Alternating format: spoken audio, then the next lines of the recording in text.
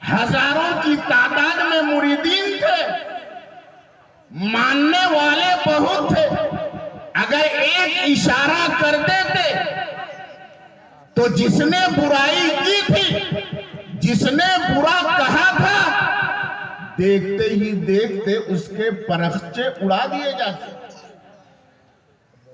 لیکن قربان جاؤ ایک ولی کامل پر، ان کی عفو درگزری پر، معافی کرنے کے جذبے پر ارشاد فرماتے ہیں یاد بد کردہ ماں، مجھے برائی کے ساتھ اس نے یاد کیا ہے، مجھے برا کہا ہے، ماں زیادہ عذاب دے، میں نے اس نے جو مجھے برا کہا ہے نا، میں تو اس سے بھی زیادہ برا ہوں۔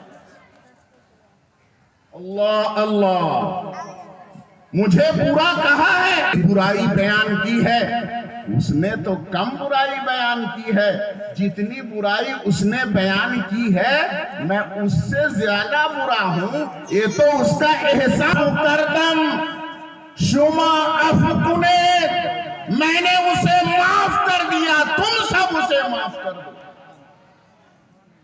یہ ہے درس ہمارے پیر کا۔ محترم حضرات، حضور شاہ کلیم اللہ شاہ جہان آبادی رحمت اللہ تعالی علیہ کے اسی فیضان کی جھلک میں نے حضور مسعود ملت میں دیکھی ہے۔ سبحان اللہ۔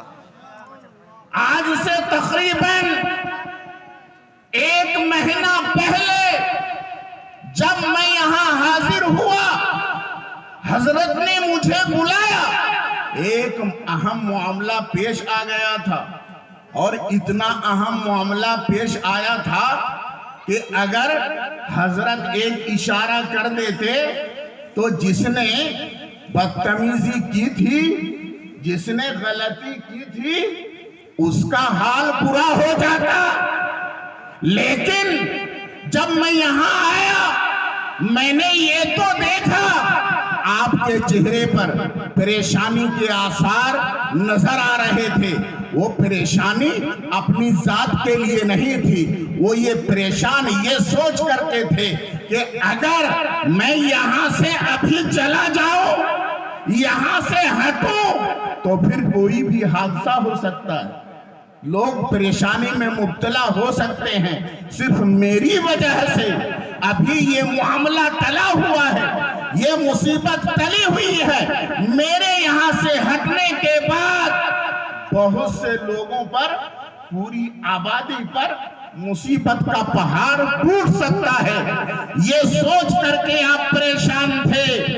الحمدللہ حضرت کی نظر توجہ ہوئی، نظر کرم ہوئی، اس فقیر نے کوشش کی اور اس معاملے کو حل کیا، اور 2 دنوں تک یہاں رہ کر کے ہم نے پوری کوشش کی اور اس مسئلے کا حل کیا۔ حضرت مفتی اکرام الحق صاحب اور دوسرے علماء کرام کی معافی، یہ بزرگوں کا شیوا ہے۔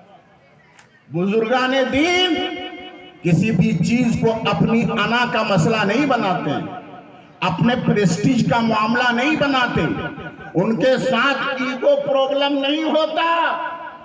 اگر ایگو پرابلم ہو جائے تو پھر خلق خدا بولو تباہی کے دہانے پر پہنچے گی کہ نہیں؟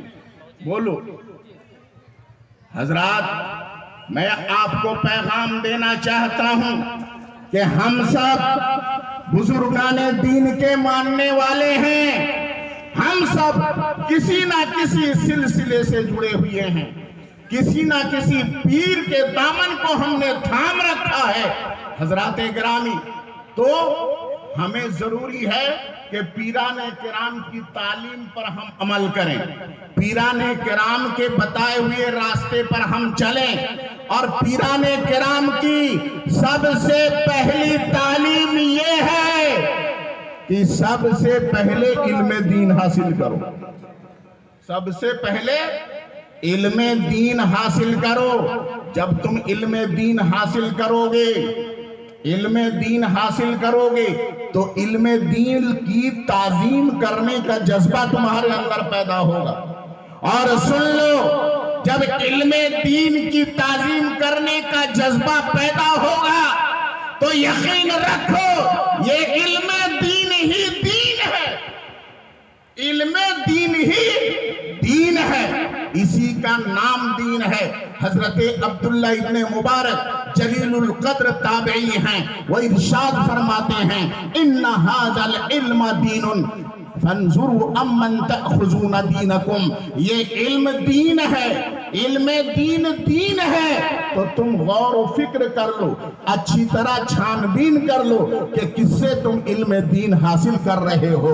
جس سے تم علم دین حاصل کر رہے ہو وہ سنی صحیح العقیدہ ہے کہ نہیں، اس کا عقیدہ صحیح ہے کہ نہیں، وہ بزرگان دین کو ماننے والا ہے کہ نہیں، وہ پیران اعظام کو ماننے والا ہے کہ نہیں، اس کا عقیدہ بہتر ہے کہ نہیں. اگر وہ سنی صحیح العقیدہ ہے تو اس سے علم دین حاصل کرو. سبحان اللہ. فرماتے ہیں حضرت عبداللہ ابن مبارک کہ جب نبی پاک کا زمانہ تھا تو وہ زمانہ گمراہی کا زمانہ نہیں تھا، وہ ہدایت کا زمانہ تھا.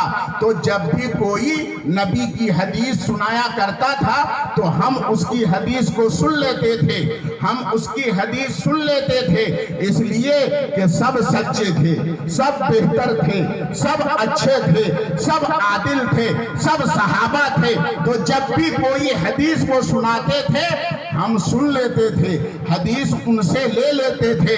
لیکن زمانہ جب فتنے کا آیا، دور جب بدعقیدگی کا آیا، جب عقیدہ لوگوں کا بگڑنے لگا، اب حدیث سنانے والا اچھے عقیدے کا بھی ہوتا ہے، حدیث سنانے والا برے عقیدے کا بھی ہوتا ہے، حدیث سنانے والا سنی بھی ہوتا ہے، حدیث سنانے والا بدعقیدہ بھی ہوتا ہے، گمراہ بھی ہوتا ہے.